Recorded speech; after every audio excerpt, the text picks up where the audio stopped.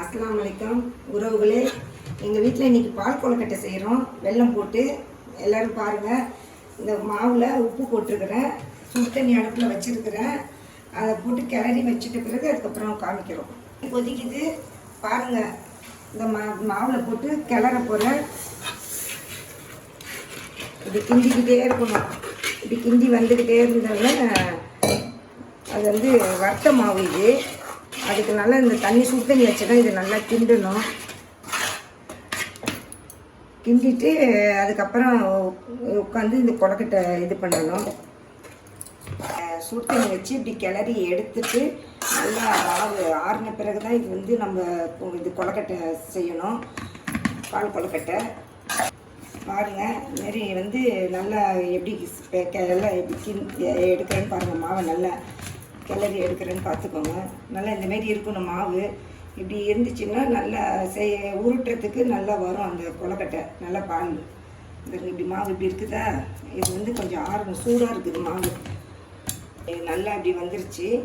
இப்போ அது நான் அந்த இது செய்கிறேன் பாருங்கள். கொஞ்சோண்டு நல்லா கையில் கொஞ்சம் எண்ணெய் தடவிக்கிட்டிங்கன்னா இந்த மாவு நல்லா வந்துடும். இந்த தட்டில் இப்படி உருட்டி இந்தமாரி நல்லா உருட்டி உருட்டி உருட்டி உருட்டி போட்டு வச்சுக்கிட்டோம்னா மாவு வந்து கொழுக்கட்டையை வந்து அப்புறம் அவிச்சி செஞ்சுக்கலாம். பால் கொழுக்கட்டை செய்யும்போது இந்தமாரி போட்டுக்கலாம். எப்படி உங்களுக்கு பெருசாக வேணால் பெருசாக போட்டுக்கலாம், சின்னதாக வேணால் சின்னதாகவும் போட்டுக்கலாம். இதில் இப்படி உருண்டை மாதிரியும் போட்டுக்கலாம். அழகாக இருக்கும் பார்க்கும்போது பால் கொழுக்கட்டைக்கு. இதுதான் பால் கொழுக்கட்டைன்னு சொல்லுவாங்க இப்போ எங்கள் ஊரில். இந்த பால் கொழுக்கட்டை இருக்குது, அவிச்சிட்டோம் பாருங்கள். நல்லா வெந்துருச்சு. செய்யும்போது பாருங்கள்.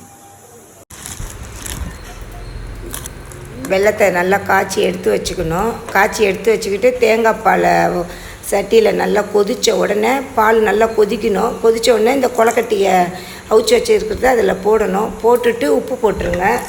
உப்பு போட்டுட்டு நல்லா கொதித்து இது வந்து ஃபஸ்ட்டு பால் கொஞ்சம் நாங்கள் எடுத்து வச்சுருவோம், மேல் பால். இது ரெண்டாவது பால் தண்ணியில் அப்படியே அந்த தண்ணியை வச்சு கொதிக்குது. நல்லா கொதித்த உடனே நல்லா அந்த கொழுக்கட்டையை போட்டு நல்லா வெந்து வரணும். கொஞ்சம் நேரம் நல்லா ஒரு 10 நிமிஷம் வேகட்டும். நல்லா வெந்த உடனே உப்பு 2 போட்டுருங்க. போட்டுட்டு நல்லா கொதித்து கிண்டி நல்லா கொதிக்கி நல்லா சலசலன்னு கொதிக்கணும். அந்த உப்பு போட்டுட்ட உடனே அந்த வெள்ளைப்பாவை ஊற்றிடணும்.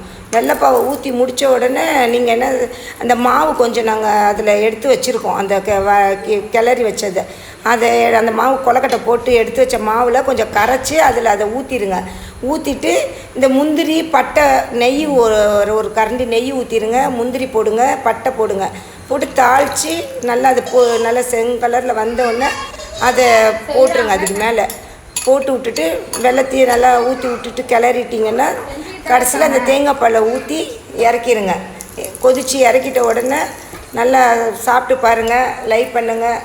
இந்த வெல்லம் பால் ஊற்றுறோம் பாருங்கள். இப்படி வடிகட்டி ஊற்றி வச்சுருங்க. வடிகட்டி ஊற்றிட்டிங்கன்னா அந்த மண் கிண்ணெல்லாம் அதெல்லாம் வெளியே வந்துடும். அது நல்லா கிளறி விடுங்க. வெல்லம் போட்டு நாங்கள் செஞ்சுருக்குறோம் இன்றைக்கி பால் கொழுக்கட்டை, தேங்காய் பால் கொழுக்கட்டை. லைக் பண்ணுங்கள், ஷேர் பண்ணுங்கள். லைக் பண்ணுங்கள், ஷேர் பண்ணுங்கள், சப்போர்ட் பண்ணுங்கள். வந்து கமெண்ட் பண்ணுங்கள். வந்து இந்த மாரி பால் கொழுக்கட்டை, தேங்காய் பால் கொழுக்கட்டை சாப்பிட்டு பார்த்துட்டு எங்கள் சேனலில் பாருங்கள். பார்த்து எங்களுக்கு வந்து உங்கள் வீட்டில் நீங்களும் செஞ்சு பாருங்கள். பிள்ளைங்கள்லாம் சாப்பிடலாம். இது நல்லாயிருக்கும் உடம்புக்கு. தேங்காய் பால் ஊற்றுறோம் பாருங்கள் கிண்ணத்தில். நல்லாயிருக்கும் தேங்காய் பால் கொழுக்கட்டை நல்லாயிருக்கும். சாப்பிட்டு பாருங்கள். சாப்பிட்டு பார்த்து சொல்லுங்கள் எப்படி இருக்குதுன்ட்டு. உங்கள் வீட்டில் செஞ்சு சாப்பிட்டு பார்த்துட்டு சின்ன பிள்ளைங்களுக்கு சாயங்காலம் ஈவினிங் டைம் நல்லா செஞ்சு கொடுங்க. சாப்பிட்டு பார்த்துட்டு எங்கள் சேனலுக்கு வந்து கமெண்ட் பண்ணுங்கள். அஸ்ஸலாமு அலைக்கும்.